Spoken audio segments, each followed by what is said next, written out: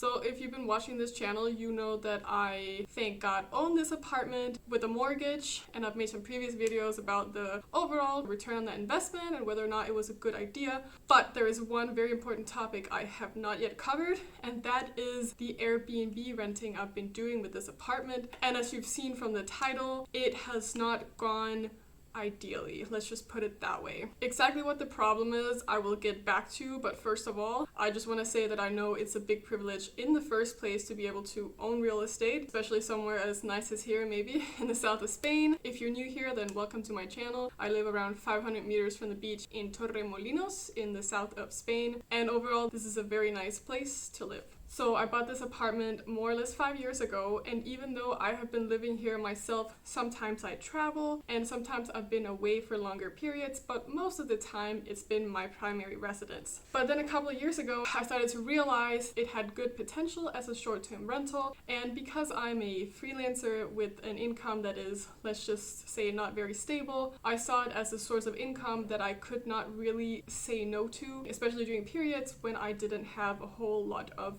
work. So I started preparing my apartment to become an Airbnb, and here is worth noting that in Spain there is a lot of regulation regarding who can put their apartment up on Airbnb. It's not just for everybody, you have to have a license, and how that works is a little bit different depending on where in Spain you are, but here in Andalusia you need a license. So far it's pretty easy to get this license, except for some areas where they have banned it because there's too many tourism rentals. Maybe you've read about this, maybe you've heard about this, but so far these regulations are not affecting my ability to sublet my apartment, thank God. So that is not what the problem is. I got the permit. It's a little bit complicated like everything in Spain, but overall it was much easier than what I had expected. I also had to make a few adaptations in my place just to make it more sort of like Airbnb friendly. I did a few upgrades. I made my terrace a little nicer, bought a couple of things for the apartment, separate sheets, more stuff for the kitchen, just to make it overall a nicer place for Airbnb guests, and also to keep it a little bit separate, just to, yeah, make people happy, because of course, yes, it's a source of income, but I also wanted people to have a good experience overall staying at my place. But I'm not gonna do that anymore because, and I hate to say this, but people are the absolute worst, and by people I mean Airbnb guests. Oh my God, the amount of problems I've had with people. And I'm not talking about people that had issues, people lock themselves out, that happens, people can't get in, maybe something breaks.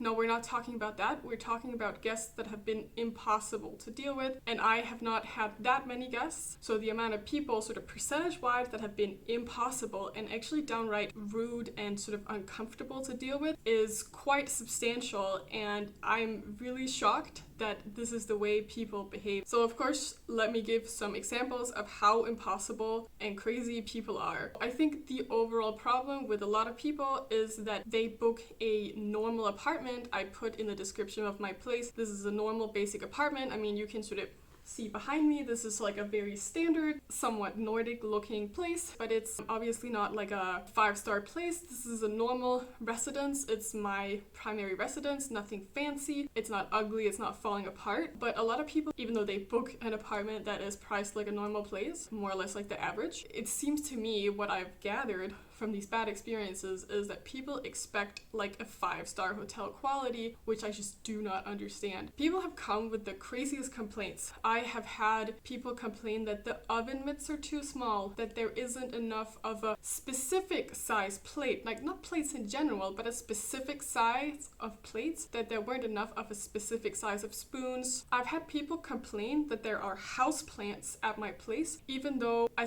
mean, you can see I have plants. I think that's one of the things that makes my place maybe nicer than like a normal Airbnb, because my place is like a home. I've had people that have behaved in a very strange manner. I had a couple come here with a baby, and when I came back to my apartment, I was very confused because they had put all of my houseplants out on the terrace. And you don't have to be like a big plant expert to know that a lot of plants cannot handle direct sunlight, especially not in August here. They'd put my orchid outside, they'd put my peace lily outside. So these plants that are normal house plants but that you do not put outside, they were all standing in the sun in the terrace, and I don't understand why.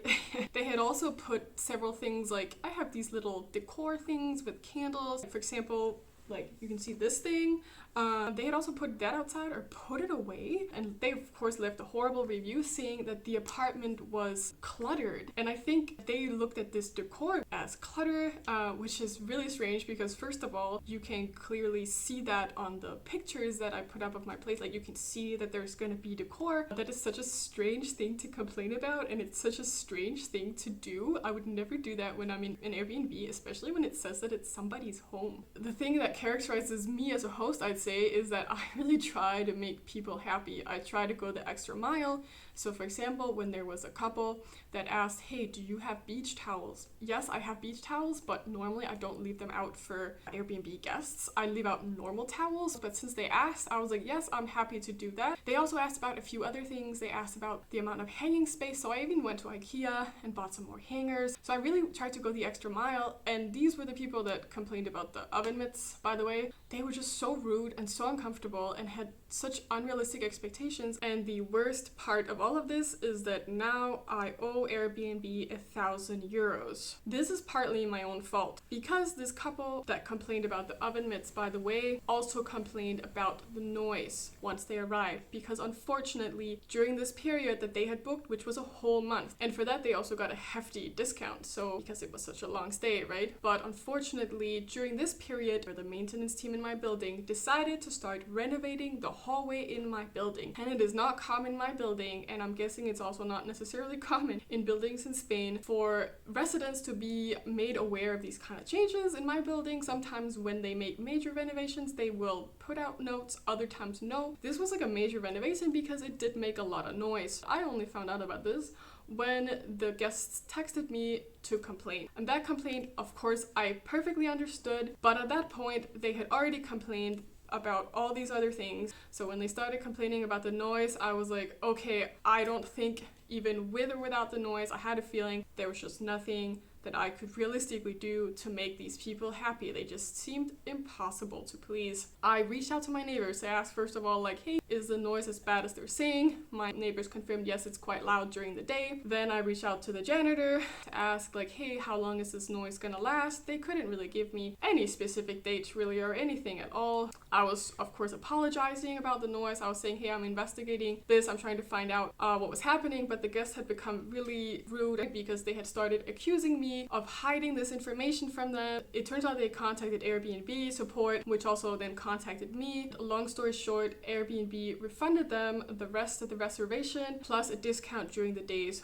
with the noise, which means that now I owe Airbnb 1,000 euros, which for me is, well, I guess for most people, that's quite a lot of money. That incident combined with the other bad experience I had with the couple that put the plants out on the terrace and then left a horrible review as well, I just have this feeling that a lot of Airbnb guests are really, really difficult to please. And of course the thing about the noise was very unfortunate, but I could have found a solution. I mean, if Airbnb hadn't refunded the money, I would have found some sort of solution. I would have offered them a discount during the days with noise. I mean, there are things that we could have done. And it also turns out that the noise only happened during 3 to 4 days out of a whole month. And the thing is that during this period, I had actually rented another apartment in another part of southern Spain that I wanted to explore, and I needed the money that I got from renting out my place to cover the cost of staying there. So since then, I have not put up my place on Airbnb because I essentially decided that I cannot deal with this level of stress myself. Because other than the money, the worst part of this is that this has been incredibly stressful. That feeling of trying to go the extra mile, trying to help people, trying to accommodate people, and then having them show no gratitude whatsoever, but also be rude and accusatory and just giving like an uncomfortable vibe while they're staying in my primary residence just gives me a really bad feeling, and I really don't want to do that again. So in the future, if I put my place up on Airbnb, which I might do if I temporarily go stay somewhere else in Spain, for example, or go on an extended holiday with my cat, I'm 100% going to use an agency to manage it because I just cannot with these types of people. And I'm really shocked, primarily because when I travel, I'm grateful if there are any oven mitts at all. I mean, I think the standard for a lot of Airbnbs in a lot of places, unless you pay for like something exclusive, I feel like the standard in general is quite basic, which I'm absolutely fine with. Like if you pay for basic, you should get basic. But there are just a lot of people that apparently don't think that way. that's the story. I would really love your feedback to know, what do you think about this experience? Am I being unreasonable? What would you have done differently? I mean, I've definitely learned from this, and if this were to happen again, I would definitely do several things differently. Like, for example, if you have a place on Airbnb and Airbnb starts talking about refunding someone, my advice would be lie to them. Tell them, oh, you found a solution, and then find a solution in the meantime, because otherwise you could end up losing quite a lot of money, and there's just like no mercy with Airbnb. They don't care. Maya, can you tell people to subscribe? She says subscribe, by the way. And other than that, thank you so much for watching, and see you in the next video.